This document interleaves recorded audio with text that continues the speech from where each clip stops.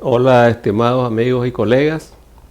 Dentro del cúmulo de actividades que CENICSA y la Asociación de Notarios de Nicaragua desarrolla para tratar de favorecer la formación profesional de los juristas nicaragüenses, aún con los escasos medios con los que contamos, pues se ha decidido este maratón de charlas o ponencias sobre diversos temas jurídicos. Y se me ha pedido que pues desarrolle un tema, para lo cual he escogido el tema del procedimiento notarial. Antes de entrar en materia, quisiera señalar de que estas actividades se están desarrollando en memoria del doctor Ramón Armengol Román Gutiérrez, excelente amigo, gran amigo, excelente colega, excelente profesional y sobre todo excelente persona, excelente ser humano, que desafortunadamente pues nos ha abandonado por culpa de esta desafortunada pandemia que ha golpeado a todo el mundo y en especial a países como Nicaragua, que no contamos con los medios ni a nivel estatal ni a nivel privado para enfrentarnos con mayor efectividad a estos desastres naturales. Esto es terrible porque con el doctor, con la muerte de Ramón, no solamente hemos perdido un amigo, no solamente hemos perdido un colega, su familia ha sufrido esta terrible pérdida, sus hijos, sus nietos, sus hermanos, sino que la nación en su conjunto, con la muerte de Ramón, con la muerte del doctor Francisco Cavistán, con la muerte de infinidad de profesionales en todas las ramas, no solamente del derecho, sino de la medicina, ingenieros, arquitectos, lo que se les ocurra, el país ha sufrido una pérdida terrible de capital humano. O sea, no solamente es el impacto a nivel personal y familiar de todas estas tragedias, sino el impacto a nivel de la vida nacional. ¿Cuánto cuesta? ¿Cuánto tiempo? ¿Cuánto dinero? ¿Cuánto esfuerzo cuesta formar a un profesional y que después ese profesional a lo largo de su vida útil vaya desarrollando habilidades, adquiriendo conocimientos y transmitiéndoselas a las generaciones futuras, y que de repente, de la nada, nos estemos quedando sin todas estas personas, no solo profesionales, empresarios de todos los tipos, de todas las ramas, de todos los rangos comerciales, porque eso es una pérdida brutal de capital humano. Debemos cuidarnos, debemos cuidar a los demás para tratar de minimizar los efectos de esta brutal pandemia, esta tremenda catástrofe que nos ha afectado. ¿Quién era Ramón Román? Pues, como decía, un gran profesional del derecho, además de una gran persona, egresado de la Universidad Popular de Nicaragua en 1996, maestría en Derecho Laboral, maestrías en Derecho Notarial, catedrático reconocido en múltiples universidades del país, Derecho Laboral, Derecho Cooperativo, Derecho Agrario, Derecho Notarial, Derecho Constitucional, que además era autor, que publicaba, que eso en nuestro país, en nuestra profesión, desafortunadamente se ve poco. Todos conocemos sus obras como Iniciación Notarial, las lecciones de Derecho Notarial, los cursos de formación laboral, lecciones de Derecho Laboral, Derecho Laboral Procesal para principiantes, Práctica Laboral Pragmática, lecciones de Derecho Agrario, Iniciación Cooperativa. Es decir, desafortunadamente, con Ramón, así como con Francisco, el doctor Francisco Cavistán, hemos perdido a personas de gran valor para el país y para la profesión. Vayan estas palabras de condolencia para la familia y pues vamos a proceder a el tema que hemos preparado en homenaje a este tremendo jurista, tremenda persona, tremendo profesional que fue Ramón, y también, por supuesto, el otro golpe que hemos recibido, el doctor Francisco Cavistán. Bien. ¿Por qué estudiar procedimiento notarial? ¿Por qué tocar este tema? ¿Qué es el procedimiento notarial? Bueno, exactamente igual que en cualquier profesión, para que el profesional se enfrente a las circunstancias, los problemas, las cuestiones que se le plantean en su vida profesional, hay determinados protocolos, en el sentido de procedimientos, que hay que ejecutar para obtener un resultado que sea realmente de calidad profesional. Es decir, un profesional no es profesional simplemente porque tiene un título colgado en la pared que dice que sacó una licenciatura en tal cosa o una maestría en tal otra. Lo que convierte en profesional a un profesional es que lo suyo, su materia, en la cual trabaja, en la cual labora, a la cual se dedica, es capaz de hacerla muchísimo mejor y con mejores resultados que cualquiera no profesional. Entonces tiene que tener una calidad en los hechos, en la práctica, que lo distingue de cualquier hijo de vecino que no es profesional.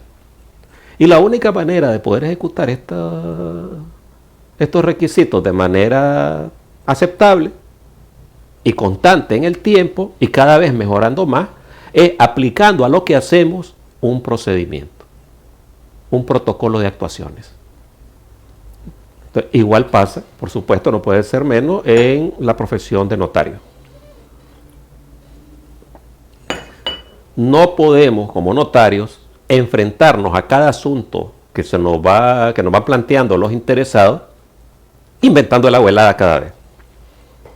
Tiene que haber una manera, un íter, un camino que nos va a llevar de el planteamiento de los interesados, de los requirentes del servicio, de los usuarios del servicio notarial, hasta la conclusión, que es cuando le entregamos a los interesados, a los usuarios, lo que nos han solicitado. Y lo que nos han solicitado es un documento de tipo especial que se llama instrumento público y que tiene que ser pleno y perfecto para alcanzar los fines que los usuarios del servicio, los fines prácticos, que los usuarios del servicio se han propuesto obtener.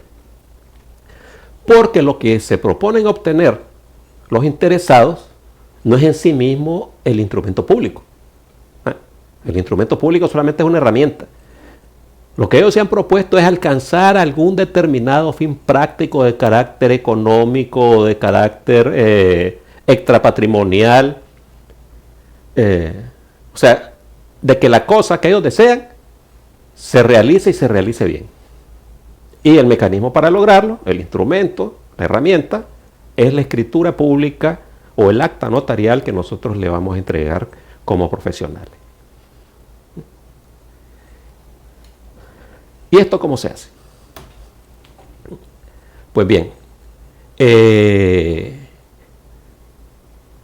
esto no es idéntico, pero sí muy similar a lo que ocurre cuando presentamos una demanda o una solicitud de una diligencia de jurisdicción voluntaria.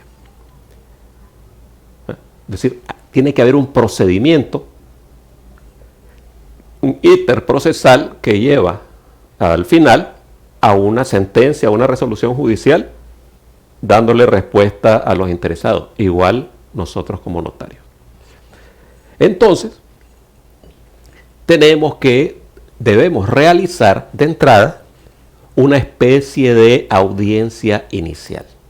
Estoy poniendo, o pongo ahí, audiencia entre comillas, porque no es propiamente como una audiencia judicial, ¿va? Es una audiencia inicial de carácter notarial. ¿Y de qué manera la desarrollamos? Que no necesariamente que lo vamos a estar ahí como en un estrado, sino que son una serie de pasos lógicos que tenemos que cumplir para que nuestra función notarial sea desempeñada correctamente. Y el primer elemento es el requerimiento. Sin previo requerimiento de parte de los interesados, sin previa rogación para que el notario actúe, no puede haber servicio notarial. Porque el notario tiene estrictamente prohibido actuar de oficio.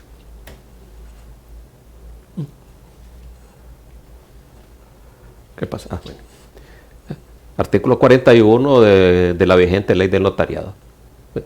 Dice, los notarios no pueden dar certificación sobre hechos que presencien y en que no intervengan por razón de su oficio.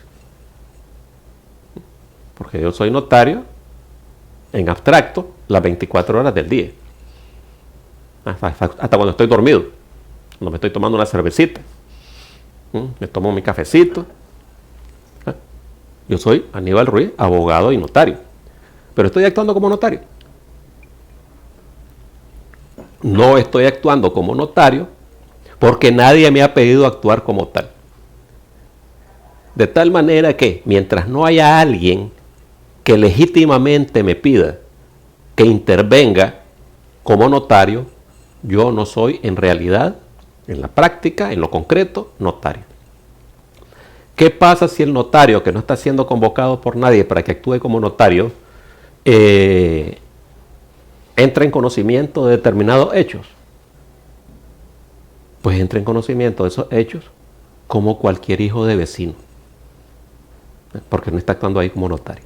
Por eso dice el artículo 41, sobre todo esto, es decir, sobre los hechos que presencia y para los que no interviene como notario, podrán declarar como testigos y su dicho valdrá como cualquier otro deponente. Es decir, ante mí ocurren ciertos hechos, yo simplemente soy testigo de ellos como podría serlo cualquier otro. Y si me convocan en un juicio para que declare sobre esos hechos, por la circunstancia de ser yo notario, mis declaraciones no tienen más fuerza que la de cualquier otro. Así que, primer elemento a tener en consideración es que el notario no puede actuar de oficio. Y ustedes dirán, pues esto, ¿cómo me voy a poner a hacer una escritura sin que nadie me lo pida? Ocurre. Precisamente hace poco acabo de ver una barbaridad que el notario tituló aclaración de la aclaración de una escritura pública. Donde el notario por sí ante sí aclara la aclaración de otra escritura pública. Totalmente nulo. El notario no puede actuar de oficio. Más que en ciertos casos que la ley expresamente lo determina cuando se trata de actos propios del notario. Por ejemplo, yo, notario, puedo por mí y ante mí autorizar una escritura de cancelación de un crédito que alguien me debía. Pero yo soy el acreedor, la otra persona es la deudora, y entonces me pagó y yo mismo le hago la escritura de cancelación del crédito. La ley lo permite. Quiero testar por mí y ante mí, respetando todo el resto de los requisitos para un testamento, puedo hacerlo, no necesito convocar a otro notario, acudir ante otro notario para hacer mi propio testamento. Quiero otorgar un poder, del tipo que sea, para que alguien me represente en la gestión que sea o en los asuntos que sean. Yo mismo puedo actuar por mí ante mí para para autorizar ese poder. Lo otorgo y lo autorizo yo solito, porque la ley me lo permite y es un asunto mío personal que nadie más tiene que meterse. Pero sobre asuntos que afectan a terceros o asuntos en los cuales el notario es parte interesada como deudor o como acreedor, por ejemplo, un préstamo de consumo, un mutuo, ahí no puede el notario actuar por sí mismo. Tampoco puede actuar por sí mismo aclarando escrituras o aclarando negocios que son de terceras personas, no del notario, que es lo que tiene que estar aclarando el notario. Eso no tiene ningún sentido. Entonces el artículo 41 prohíbe esto.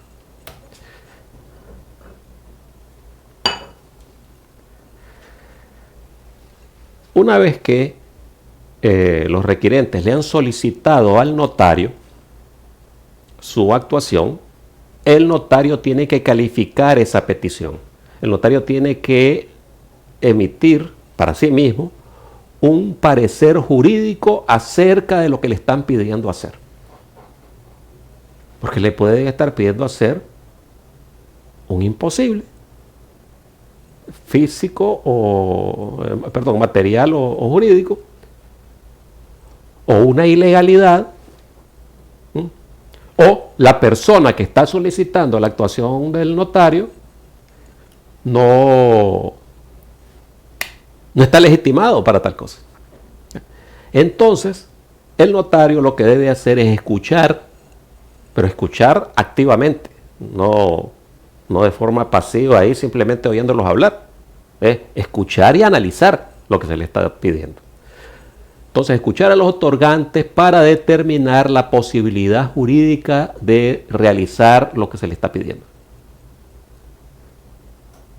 Y si llega a la conclusión que lo que se le está pidiendo, o sea, el propósito, el objetivo de los interesados es posible, entonces determinar con precisión técnica cuál es el acto jurídico o el negocio jurídico que es más adecuado al fin práctico, esto es importantísimo, el fin práctico que desean alcanzar los interesados.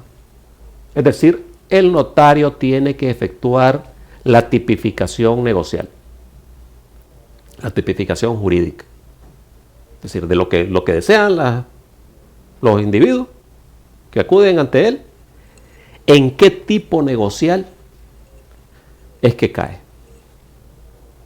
Si no hacemos esto, entonces podemos salir con una barbaridad, como una escritura que miré hace poco, donde el notario recogió algo que él denominó herencia irrevocable, que no era testamento, no era donación, no era, quién sabe qué diablo era lo que pretendía. ¿Por qué? Porque el notario desconocía o no supo comprender qué era lo que querían los interesados y cuál era el acto o negocio jurídico más acorde con esa voluntad, si acaso existía alguno. Si le estaban pidiendo algo que jurídicamente se podía hacer. Es decir, el notario debe indagar e interpretar la voluntad real de las partes.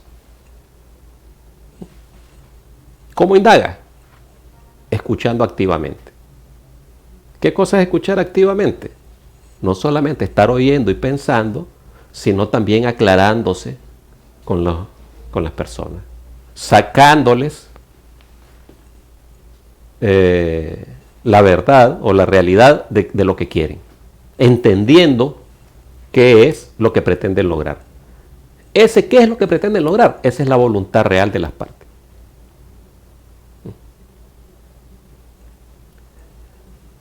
Y una vez que ya sabemos cuál es la voluntad real de las partes, entonces podemos adecuar esa voluntad real a las normas del ordenamiento jurídico. Porque el notario tiene que traducir esa voluntad real, que se la puede estar expresando con un lenguaje poco claro o no técnico, porque no tienen obligación los ciudadanos de tener un conocimiento técnico del derecho, para eso está el notario. Entonces, traducir eso que desean las partes al lenguaje de las normas jurídicas. Entonces, es imposible que se pueda efectuar o llevar a cabo con calidad profesional la función notarial si el notario no tiene un excelente dominio del derecho sustantivo privado, que es el que se va a aplicar. Pero tampoco va a poder realizar la función adecuadamente si no ha indagado con toda precisión cuál es la voluntad real de los otorgantes. Aquí me permito citar a estos notarialistas peruanos que nos dicen que el notario es un profesional del derecho, por lo tanto, al escuchar las voluntades consensuadas de las partes,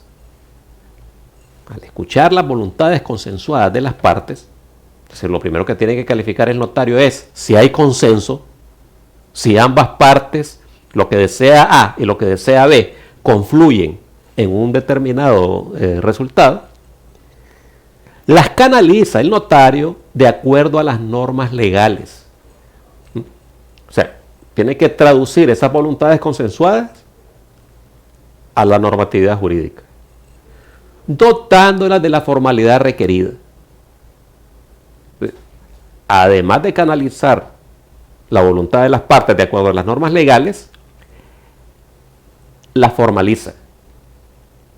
Es decir, las plasma de manera formal, porque una cosa es lo sustantivo legal y otra cosa es lo formal legal, la plasma en el instrumento público.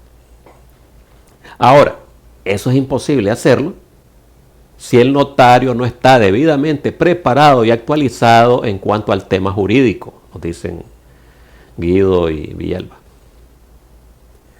Es deber del notario estar capacitado. O sea, el hecho de que hayamos salido de la universidad con un título que la universidad asegura que sabemos derecho, no significa que sepamos derecho. De hecho, creo que no les estoy diciendo nada que no sepan cuando les digo de que todos nosotros salimos de la universidad con el título y plenamente ignorantes de lo que es el derecho. En realidad lo vamos aprendiendo a medida que ejercemos la carrera, tanto la abogacía como el notariado. Nos vamos topando con problemas, nos vamos estrellando contra la realidad y vamos tratando de estudiar por nuestra cuenta, ampliando nuestros conocimientos. Y eso es una tarea que no podemos dejar de hacer en ningún momento de nuestra vida. Y sobre todo el notario. Bien, una vez que hemos calificado, que ya entendimos qué es lo que desean hacer y tenemos un criterio más o menos de cuál es la vía más adecuada para lograr lo que desean los interesados, entonces el notario está en el deber de brindar a ambas partes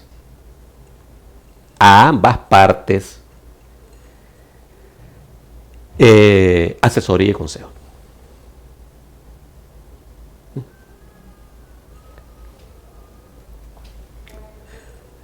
Y lógicamente con esto regresamos a lo anterior. ¿Cómo vamos a asesorar a las partes sin tener conocimiento adecuado nosotros mismos de todas las cuestiones jurídicas vinculadas con el objeto de los actos o negocios jurídicos que se nos están solicitando instrumentar? El notario debe ser un profesional del derecho, pero no profesional en el sentido formal de que tiene un título que dice que es profesional, sino que efectivamente tenga los conocimientos exigidos para poder brindar una adecuada asesoría o un adecuado consejo a los interesados. Y ojo, es a ambos. O sea, no es que este es mi cliente y entonces el otro ¿qué es? Porque aquí hay una gran confusión en Nicaragua, porque como somos abogados a la par que notarios, se nos olvida que el abogado sí tiene cliente y que es delito para el abogado asesorar, aconsejar o amarrarse con la contraparte de tu cliente. Pero en el caso de los notarios, cuando ejercemos como notarios, ambos son solicitantes o usuarios del servicio notarial que estamos dando. Y para ambos tenemos la obligación de dar asesoría y consejo. O sea, no podemos parcializarnos a favor de uno u otro cuando estamos actuando como notarios. El notario tiene que ser imparcial. Aquí podemos acotar la barbaridad que ocurre con los denominados notarios de banco. Solamente la denominación de notario de banco ya te dice de que esa es una barbaridad y desde el punto de vista jurídico todas esas escrituras deberían ser declaradas nulas. Porque el notario es un empleado del banco, una de las partes contratantes. Y el principio de imparcialidad, la exigencia legal de imparcialidad. Pero bien, el notario en principio debe asesorar y aconsejar a ambas partes, procurando de que se garanticen los derechos de ambos.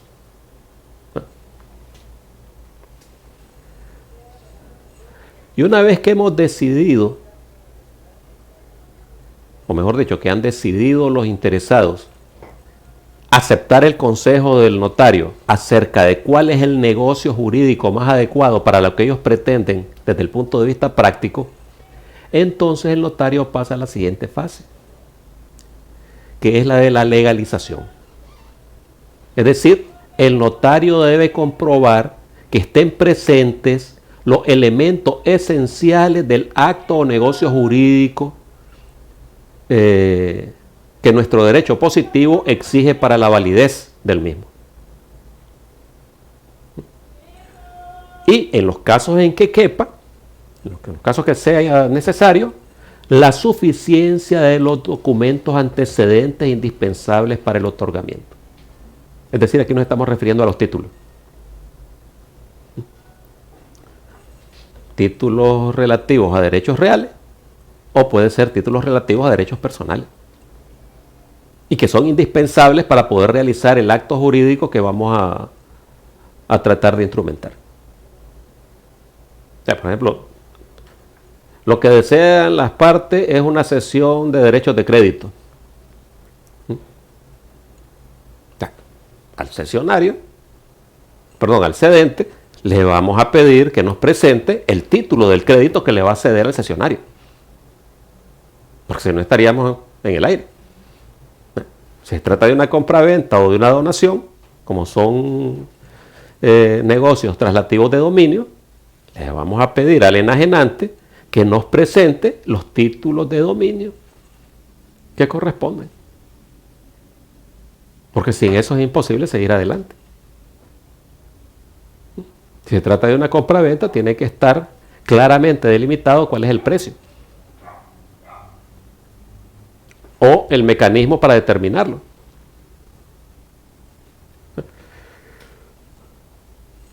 Si no están presentes algunos de estos elementos esenciales del negocio, pues simplemente no se puede seguir adelante. Hasta aquí llegaríamos. Además, el notario debe comprobar la legitimación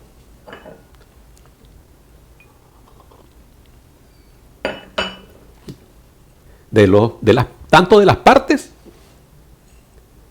como de los otorgantes. Porque recuerden de que no necesariamente quien comparece físicamente ante el notario a otorgar o a pretender otorgar un instrumento es la parte interesada en el negocio. El otorgante puede ser un representante. Habrá ocasiones en que la calidad de parte y la calidad de otorgante coinciden en una misma persona, que es el caso de los que actúan en nombre e interés propio. Y hay otros casos en los cuales la parte una y el otorgante o los otorgantes son otros. Porque los otorgantes no están actuando para sí, sino que están actuando en interés y representación de un tercero. Entonces, en este segundo caso, hay que comprobar que los otorgantes estén habilitados para otorgar precisamente el acto o negocio jurídico de que se trata. Y en el caso de las partes, habrá que ver de que esa parte, la parte material del acto o negocio jurídico, tengan capacidad de goce, capacidad de ejercicio, o que estén autorizados, si requieren autorización para un determinado acto, por ejemplo, en un matrimonio. Los que se casan, o uno de los que se casa es menor, no emancipado. Pero sus padres, o en defecto de los padres, su tutor u otros familiares, tendrán que autorizar que dé el sí. Si no está presente esa autorización, habrá que rechazar la intervención notarial.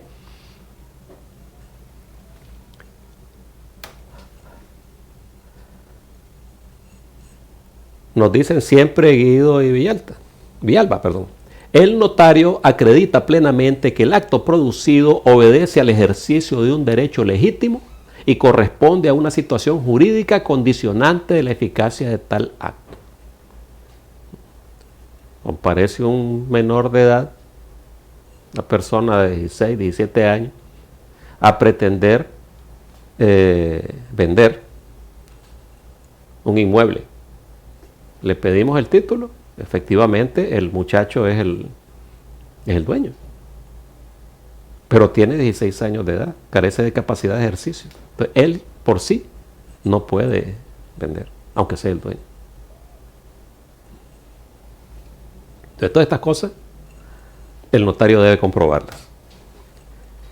Y realizado todas estas operaciones previas, que pueden hacerse más o menos rápido, pueden requerir 1, 2, 3, 4 entrevistas con los interesados. Entonces, hasta este momento es que el notario procede a redactar el acto jurídico o el negocio jurídico en el instrumento. Cuando digo en el instrumento, quiere decir en el protocolo, ¿no? Como escritura matriz. Y lógicamente que esta redacción tiene que hacerse conforme a las instrucciones verbales o escritas de los otorgantes, pero no poniendo al pie de la letra lo que ellos dicen, sino, como decíamos antes, traduciendo esa voluntad al derecho, ¿eh? Observando las disposiciones legales aplicables. Esto es lo que se conoce como configuración. Lógicamente que el notario configura primero el acto en su mente, en su cabeza, con su cerebro, y después traslada eso al papel, siempre respetando las instrucciones verbales o escritas de los otorgantes. En el entendido, por supuesto, que estas instrucciones verbales o escritas no contienen nada contrario a la ley. Porque si esas instrucciones contienen ilegalidades, pues el notario lo que no tiene que configurar nada, lo que tiene que hacer es rechazar la intervención.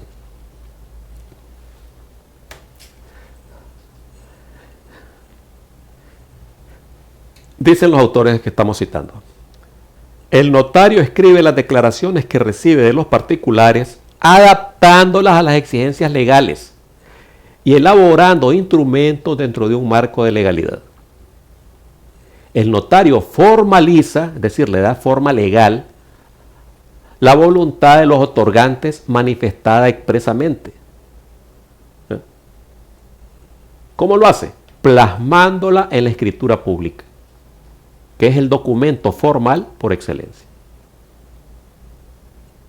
Precisamente esta formalidad de la escritura pública y esta calidad de jurista bien formado que tiene el notario, o que debe tener el notario, es el valor agregado, el valor añadido que se le da al instrumento público. Porque la mayor parte de los actos de negocios jurídicos perfectamente podrían hacerse en documentos privados. Entonces, ¿para qué ir y pagarle a un notario? ¿No? Por la sencilla razón de que se supone de que La intervención del notario da mayor seguridad a las transacciones, tanto porque el notario es un profesional del derecho, como porque el notario es un fedatario y porque el notario va a verificar que se hayan cumplido todas las formalidades o que el acto contenga todas las formalidades o todos los requisitos formales que se requieren para la validez del acto o negocio jurídico y no solamente de la escritura pública en sí misma.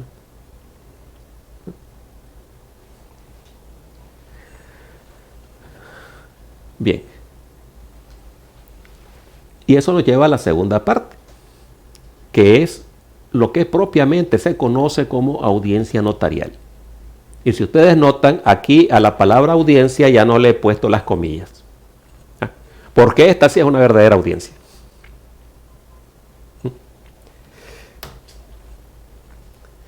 Es una audiencia en la que necesariamente deben estar presentes todos los intervinientes en el acto notarial. Esta audiencia notarial es propiamente el acto notarial. Y por lo tanto tiene que estar presente, igual que ocurre en los procesos judiciales, que tiene que estar presente el juez. Si no está presente el juez, es nulo todo. Igual, si no está presente el notario, nulo todo. Pero es que además tienen que estar presentes los otorgantes en ese mismo momento, ambos juntos a la vez, o todos los otorgantes que sea, ante el notario. Y además tienen que estar presentes todos aquellos individuos, físicamente presentes, todos aquellos individuos que de un modo u otro intervienen en el otorgamiento. Por ejemplo, intérpretes, peritos, testigos instrumentales cuando se exige la presencia de testigos instrumentales, testigos de conocimiento si se requiere identificar por esta vía a los otorgantes, la persona que vaya a firmar a ruego cuando se requiere que alguien firme a ruego por uno de los otorgantes. O sea, todos tienen que estar ahí presentes junto con el notario. No es que llegan unos primero, llegan otros después. Dentro de 3 días voy y recojo la firma de otro. Eso no puede ser. La presencia de todos es una solemnidad y su falta de cumplimiento acarrea nulidad absoluta del instrumento. ¿Por qué están reunidos todos? Porque se van a cumplir las solemnidades de la audiencia notarial. ¿Y cuáles son estas solemnidades?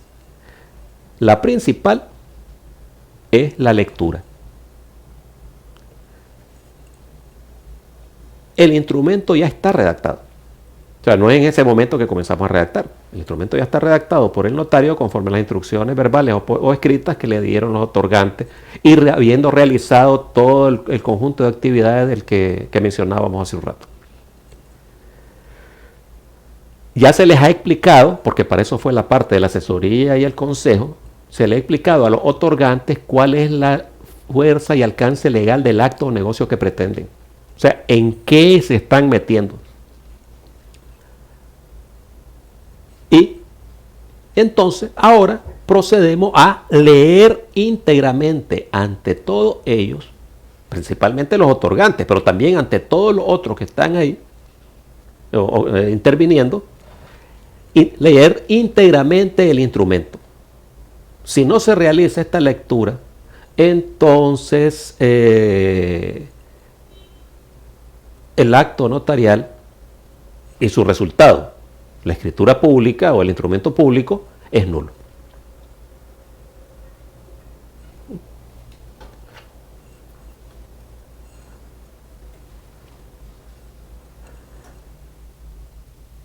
Y leído el instrumento y manifestado por los otorgantes su conformidad, pues entonces pasan a firmarlo conjuntamente, en ese mismo momento. No 3 días después uno, otro día se aparece otro, me voy a recoger la firma, dice el notario, o manda a su señora o a un amigo para que vaya a recoger la firma, o peor todavía lo que hacen algunos bárbaros, que le dan la matriz al otorgante que sí llegó para que se vaya a recoger la firma él, la firma del otro. No, por eso es que tienen que estar todos ahí, porque en ese mismo momento tienen que firmar todos. ¿No? La firma tiene que ser en presencia del notario y en presencia de todos los intervinientes. Esta firma, esta suscripción del instrumento, es la señal de aceptación de las cláusulas, los términos, las condiciones que contiene el acto o negocio que se ha reducido a instrumento público. Y esta firma tiene que ser autógrafa. ¿Qué significa que sea autógrafa? Que tiene que ser puesta de puño y letra, se dice, por el propio otorgante. Ahora, no necesariamente de puño y letra. O sea, la persona que tiene problemas por ejemplo, que ha sido amputado de las manos, pero ha aprendido, por ejemplo, a firmar poniéndose el lápiz en la boca, pues firmará de esa manera. Si del todo no puede firmar, porque no puede, o porque no sabe, o sea, que no puede porque tiene una dificultad motora, una incapacidad física, o no sabe, es decir, que intelectualmente carece de los conocimientos para poner la firma, entonces le pedirá a otra persona que debe quedar identificado en la escritura que firme por él. Es la firma a ruego. Esta firma a ruego es la única manera legalmente aceptada de sustituir la firma autógrafa del propio otorgante.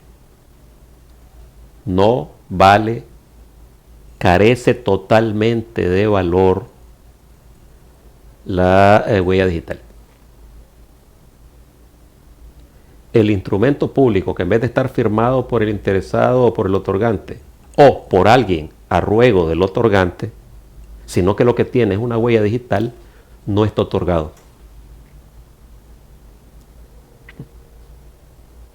Ni siquiera en los documentos privados se acepta la huella digital. Tiene que estar firmado por el propio interesado o por alguien a ruego de él.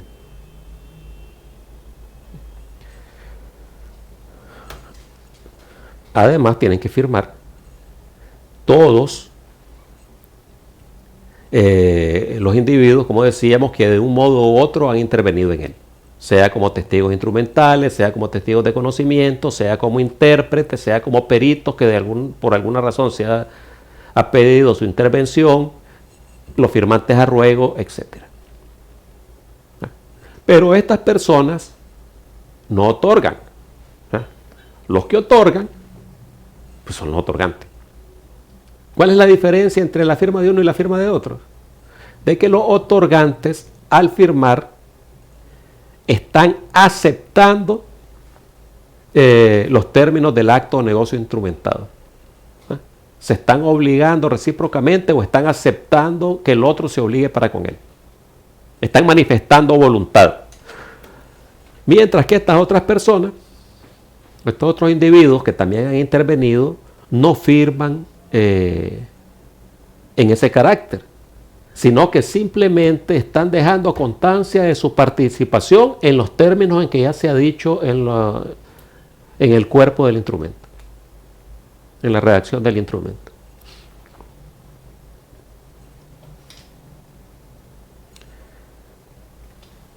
Y una vez que todas estas personas, en presencia del notario y en presencia de todos los ahí reunidos en la audiencia notarial, han firmado, entonces el notario autoriza el instrumento con su propia firma autógrafa. Y aquí sí no vale, no, por supuesto que no vale la huella digital. Y tampoco vale de que alguien firme a ruego por el notario. Aquí el notario debe autorizar el instrumento con su propia firma, de su puño y letra. ¿Qué pasa con el instrumento que está otorgado? Perdón. ¿Qué pasó? que está otorgado, o sea, firmado por los otorgantes, pero que no está autorizado. Cuando los otorgantes firman la escritura pública, o el proyecto, se puede decir, de escritura pública, de escritura matriz, que está en el protocolo, en ese momento lo que tenemos ahí es un documento privado. ¿Por qué? Porque hay un negocio jurídico redactado y las partes, los interesados o los otorgantes, han firmado aceptándolo. Pero todavía no es escritura pública. Es un documento privado hasta ese momento. Y sigue siendo documento privado cuando lo firman estos otros intervinientes, que en todo caso serían todos ellos testigos del documento privado. Pero ustedes dirán, ¿pero cómo va a ser un documento privado si está en el protocolo, tiene la forma de una escritura pública, está en el orden que le corresponde y todo lo demás? Es que, aunque esté ahí, aunque físicamente esté en el protocolo como matriz, y aunque formalmente tenga todo en su redacción, todo lo que requiere la ley del notariado, mientras no lo autoriza el notario, no es escritura pública.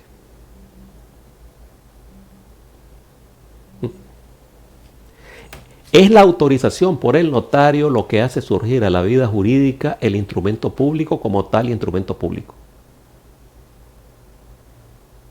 Si el instrumento público no está, aunque esté en el protocolo, y aunque tenga toda la apariencia de una escritura pública, no está autorizada por el notario, no es escritura pública.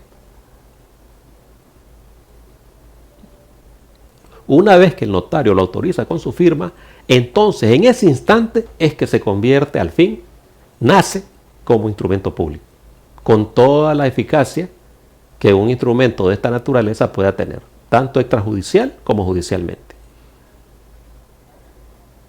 Salvo que en el futuro sea declarado nulo o falso por una autoridad judicial competente previo a un juicio contencioso.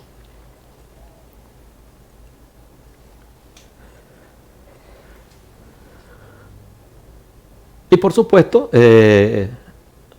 aunque para los interesados ahí parece haber muerto todo, todavía hay actuaciones posteriores que realizar por parte del notario. Y entre ellos la principal es el deber de custodia que tiene el notario. El notario está forzado por ley a conservar y custodiar la matriz del instrumento bajo su entera responsabilidad personal. ¿Y a dónde se custodia? Pues en el protocolo.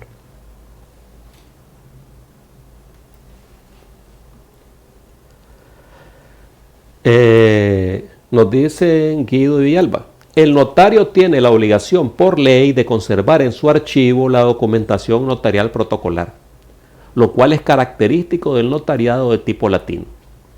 Por la conservación se aplica el principio de matricidad. El notario conserva los originales o la matriz del instrumento en su protocolo o archivo notarial.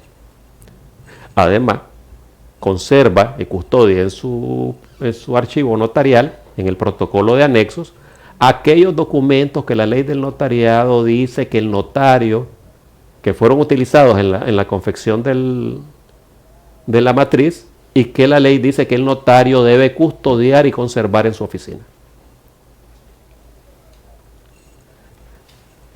La otra actuación vital del notario es la expedición de testimonio. Porque si la matriz, el original, queda en poder del notario, ¿con qué se van los interesados? ¿Con qué se van las partes? Las partes se van con una copia auténtica de la matriz que expide el notario. Y que tiene una fuerza similar, no idéntica, pero sí similar a la matriz, que es la que le sirve, este documento es el que circula en el tráfico jurídico y sirve para que los interesados hagan valer sus derechos.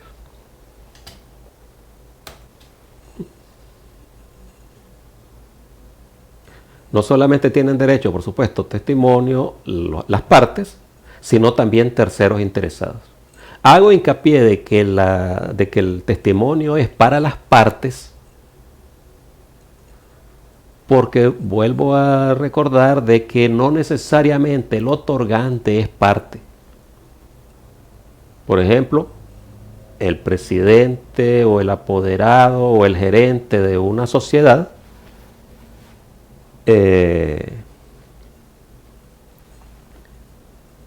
ha comparecido ante el notario para el otorgamiento, cuando solicita el testimonio, no lo solicita para sí, sino para la persona jurídica que está representando. Y el testimonio tiene que emitirse a favor de la persona jurídica, no a favor de la persona física que representó a la sociedad. E igual pasa cuando el notario, perdón, el apoderado o el representante es representante de una persona natural. El testimonio no se emite a favor del apoderado o representante, sino de la persona natural que ha sido representada. En el paso ante mí del testimonio, lo que se dice es que a solicitud de fulano, en representación de tal cosa, se emite el testimonio. Pero no se debe nunca emitir el testimonio a favor del representante, en su carácter personal, porque el testimonio no es para él, es para la parte en el acto o negocio jurídico que se ha instrumentado. Bueno, nos quedamos a oscuras ahí, pero creo que me siguen escuchando.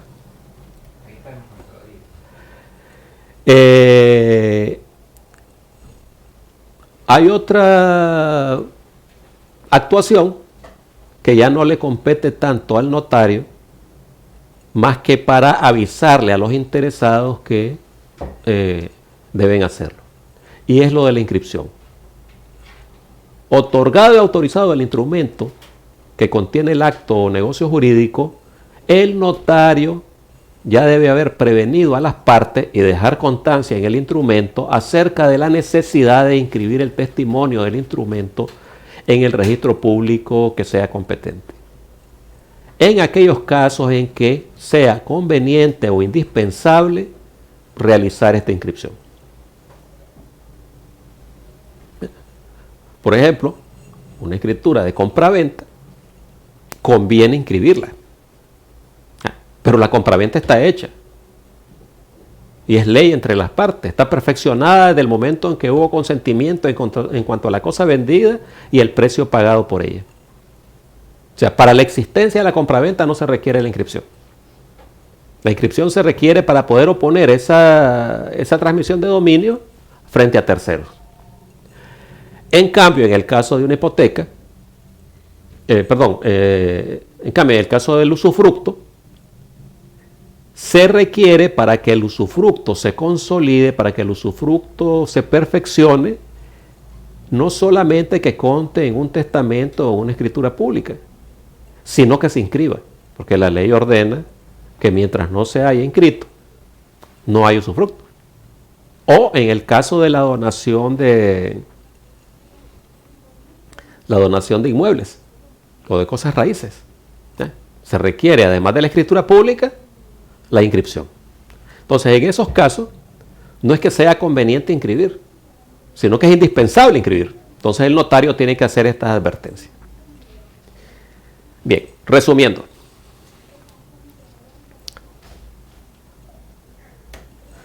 El notario debe realizar ciertas actuaciones materiales, o sea, que tienen efecto o se realizan en el mundo material, que son las siguientes.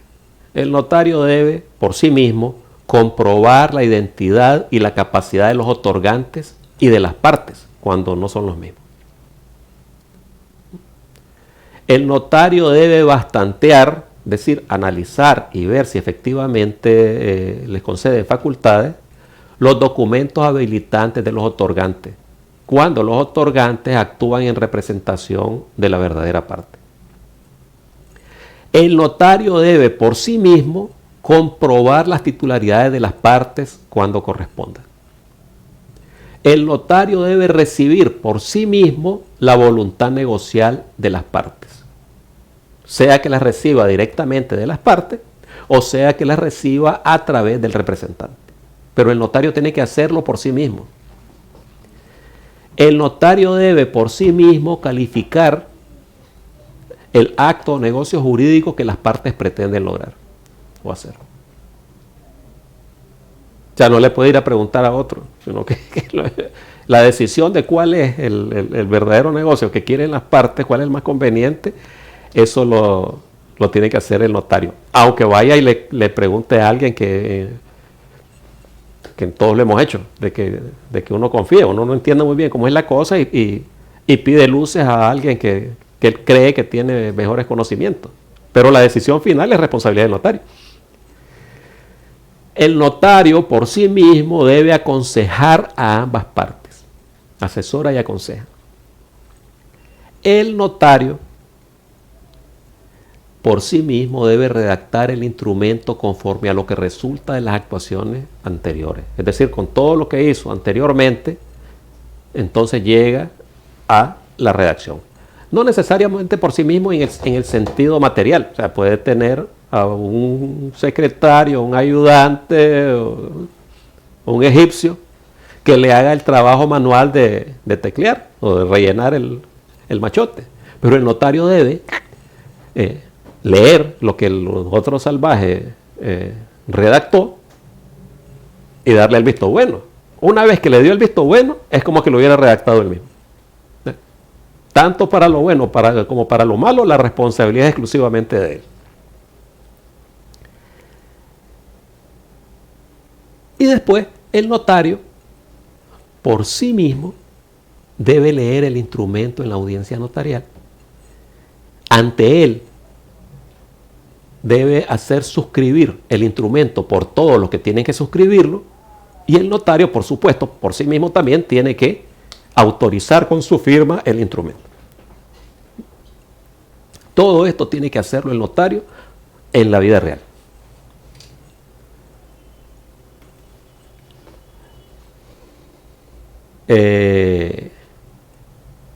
Y debe cumplir con las solemnidades. Por eso pusimos en verde las últimas actividades, porque esas actividades de lectura, otorgamiento, suscripción y autorización, todas se realizan en la audiencia notarial. Y son solemnidades de la audiencia notarial, que si faltan, convierten en nulo el instrumento. Entonces, ¿recuerdan ustedes de que en múltiples ocasiones se habla de las formalidades y las solemnidades? Pero normalmente nunca le explican a uno que cuál es la diferencia o si son sinónimos o qué diablo. Bueno, las solemnidades son estas: la presencia física ante el notario de todos los que intervienen, las partes u otorgantes, los testigos, los peritos, todos los que han intervenido. La lectura íntegra y literal de viva voz y en un solo acto del instrumento. Esta lectura se puede hacer por el notario, necesariamente por el notario, y además, en caso que la ley establece principalmente para cuando uno de los otorgantes es ciego, o en algunos casos de testamento, por otras personas. Y también lo pueden leer otras personas, o incluso los mismos otorgantes, cuando desean hacerlo. O sea, la ley ordena que con carácter general que la lectura la haga el notario.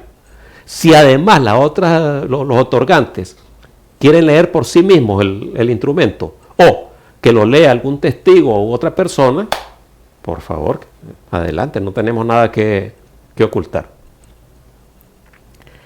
Y la otra solemnidad es la suscripción inmediata del instrumento por todos los que intervienen, incluyendo por supuesto el notario, en el orden legal. Entonces, a esto es a lo que se refiere la ley cuando habla de las solemnidades. Se refiere a las solemnidades que deben cumplirse en la audiencia. La ritualidad del acto notarial, porque el acto notarial es la audiencia notarial. Y cuando hablamos de formalidades, nos referimos a los requisitos que debe reunir para su validez extrínseca el instrumento. Es decir, la pieza de papel con la redacción que tenemos en el protocolo como matriz tiene que contener, como sabemos, todas estas cosas. La introducción, el cuerpo, la conclusión. En la introducción tiene que ir el número, el nombre jurídico del acto o negocio jurídico que estamos instrumentando, lugar, fecha y hora, la designación del notario con su domicilio y el quinquenio que tenga vigente. Con respecto de los otorgantes en los juicios de identidad, el juicio de capacidad, la legitimación, etc. La redacción adecuada del cuerpo, lo que es propiamente el negocio jurídico. Y en la conclusión, pues tienen que estar las advertencias, que el notario deje declarado de que procedió a la lectura del instrumento, que estuvieron de acuerdo o ratificaron los otorgantes, la firma de los otorgantes y la autorización del notario. Estas son las formalidades del instrumento. Es decir, de la pieza de papel que contiene redactado el instrumento público y que tenemos como matriz en el protocolo. Y que faltando, sobre todo, lo de la introducción y de la conclusión, entonces podría provocar la nulidad o provocará la nulidad instrumental. Porque si cometemos errores o barbaridades en cuanto al cuerpo, esto lo que va a afectar es al negocio jurídico instrumentado y va a provocar o puede provocar la nulidad o invalidez del contrato o del negocio o del acto, que es distinta de la nulidad instrumental. Y pues nada, esto es lo que teníamos para el día de hoy. Espero de que tenga algún grado de utilidad, sobre todo para los notarios más nobles. Y lo último que me queda por decir es que el ejercicio de la función notarial es un privilegio, no un derecho. Es un privilegio que nos concede el ordenamiento jurídico y el Estado.